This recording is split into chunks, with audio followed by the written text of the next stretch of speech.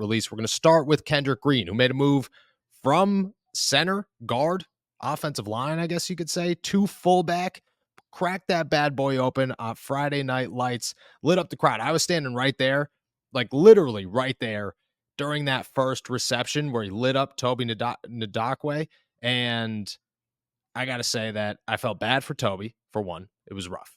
And two, you felt the ground shake. Like it was the hardest football hit I've seen or heard and been that close to in a long time. It felt real good.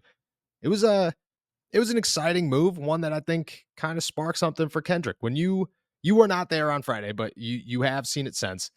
When you saw the news, what was your reaction when you realized Kendrick might be switching things up here? Well, I think it's great for Kendrick, obviously, getting kind of a second chance to find a place to stick with this team. But it's probably not going to be as an offensive lineman, but I don't hate this idea at all. This is a guy who already has some positional versatility. He played defensive line in college, and then in college for a little bit, switched to offensive line. So he's not unfamiliar to position changes, and is a pretty drastic one, but I don't know. I think Kendrick Green's a pretty good athlete. I think he's certainly capable of it, and I don't think it's a bad idea to have some extra muscle blocking in front of Najee and Jalen and even Kenny this year. So I like it. And I think I just think it is interesting that the Steelers really seem invested in finding a place for Kendrick Green because it's not something that I thought they were super invested in entering training camp. Yeah, I agree. I kind of looked at Kendrick and said that this is the end of it. He's probably not going to make the team this year. This is the beginning of the end, maybe of his NFL career. I felt kind of bad for the guy. And then you make this change, and it felt like everything changed with it. The attitude towards Kendrick Green, the fans' reactions towards Kendrick Green, the expectations of him making the team skyrocket immediately. And I agree with you. Like he is athletic enough, and that's what he did so well in college, is be able to pull out of that guard spot and really hit people on the move. That's where I think he shined. That's where everybody highlighted his skills when he was drafted. So I think this is honestly perfect. Like, if Kendrick's going to make an impact as a blocker, I think you have to get him in space, and I think that you have to be able to get him on the move, and fullback is, well, that's the best opportunity to do so. On top of that, to have a guy like Kendrick Green, Monty the Mullet retires, Connor Hayward is Connor Hayward, but you're kind of looking at him as more of like a receiving threat no matter where he is. Kendrick Green to be a guy that, it's 2nd and 1 on the 1 yard line. You're handing it to Najee Harris, who's better to have than a former offensive lineman wearing number 53 lined up in front of him. That's great. And then the fact that he's catching passes, he was working on the jugs machine after practice today. I just think that he's got the skill set there, at least the baseline skill set to make this thing work. I think the biggest thing that comes with that is you now have question marks about other offensive linemen, because if you head into the season and say this works, say Kendrick does stick as a fullback, you now have to question whether or not you make a guy like Kevin Dotson, if you don't trade Kevin Dotson, inactive on Sundays, because Kendrick Green probably adds a little bit more to your repertoire and your capabilities than a guy that's maybe your 4th guard on the roster. I think that the change has so drastically set off a series of events that it's kind of wild and very unforeseen. Yeah, the domino effect of, all these other positions that are going to be affected just by Kendrick Green making this one position switch is a little wild to think about. I agree that he's athletic enough. I don't know. I don't know if I completely agree with your take on Dotson. I still feel like they would, I feel like they'd be in a bad spot without.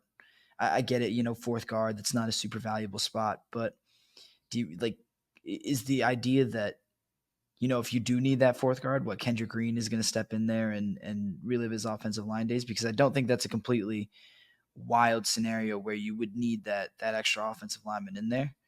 And a 4th guy though, because I agree with you. I think that if it was a 3rd, yes, but the 4th, I think at that point you're in pretty deep waters if you need a 4th offensive guard. Yeah, I mean, I guess maybe not, because it's only 2 guys going down, but still. Right. That's what I was thinking. So I'm not super sold on that. I feel like there's room for both of them.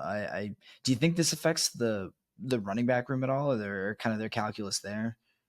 No, I don't think so. I think that if anything, it kind of gives you new light on Connor Hayward, who actually played a little tailback Yeah. over the weekend. And I think maybe it, you know, allows him to do a little bit more while easing some of the pressure of like, oh, he has to be a fullback, which means that he's got to contribute as a blocker as well.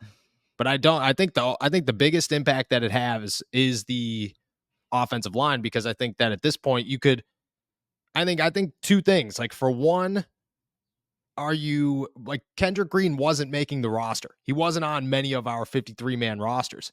Now, at least for me, he is. Like, it's hard for me to say if this works out for Kendrick Green, like they're going to give up on a third round pick that might be able to make that position change and actually contribute. Who do you eliminate to keep him around? You know what I'm saying? Who's the guy that you're looking at and just going, oh, okay, well, like you get the short end of the stick because we found a new fullback.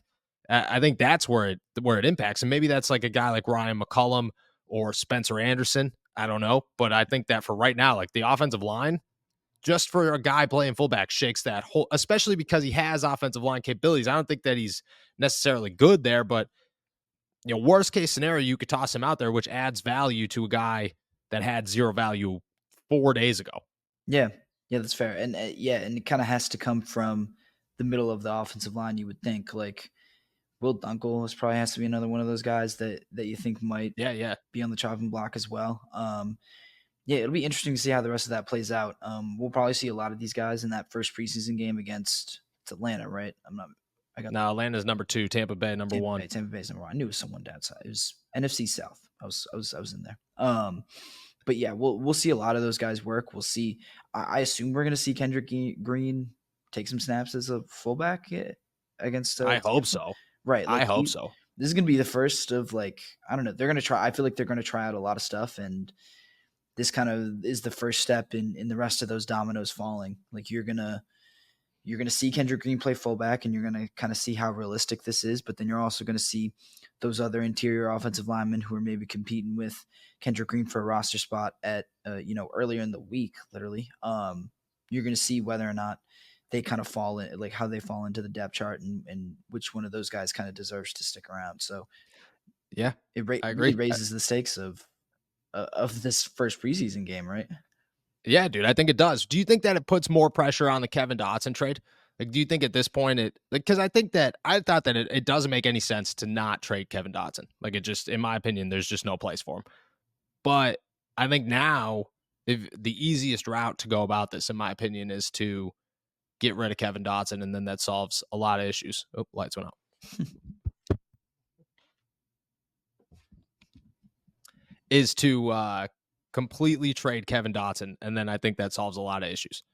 What issues do you think it solves? Like I don't know. I still feel like there's a spot for Kevin Dotson, especially if I mean Ryan Anderson is or Spencer Anderson. I'm sorry, is listed as a center right now on the depth chart. Like that's actually where they want to have him playing. If they could get him to a guard spot, like I could see that. But he's also been playing tackle uh during team drills this week and the week before at training camp. So I don't know. That would just make you real thin at guard. I feel like in a way that I think would concern me a little bit. Yeah, I don't know. I think I'm less concerned about being 4 deep at guard. I just don't think that it's like a pressing need in my eyes, at least. Just like something that, like, I think that that's like a worst case scenario. Um, but I don't know. But I do agree with you. Like, I think if you fall into that trap, the last thing you want to do is have Kendrick Green play guard. So I think that that's, like, you still have to find a way to have that worst case scenario. Spencer Anderson does have more flexibility than most of these guys, which I think is big. He's got experience at all 5 spots. He's not Kevin Dotson though. But I don't know. I just think that if you do trade Kevin Dotson, you just don't have any worries anymore. Like, your worries are like, oh, okay, worst case scenario, we have to have a 4th guard go in there. But I feel like at that point, like, if you're planning for that big of an injury, like, you're way too cautious Yeah.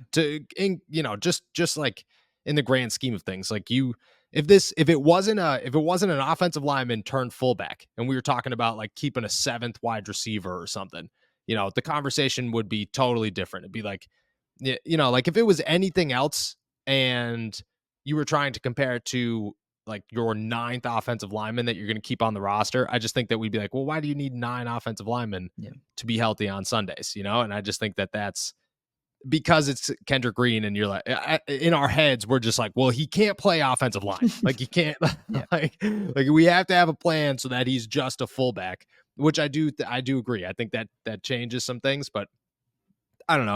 I think that we'll see how real it is. I also believe that, he fumbles one ball or drops one real bad pass, then, this was fun while it lasted. But, Yeah, we had our fun for a yeah, couple days or whatever. eventually it's going to go away.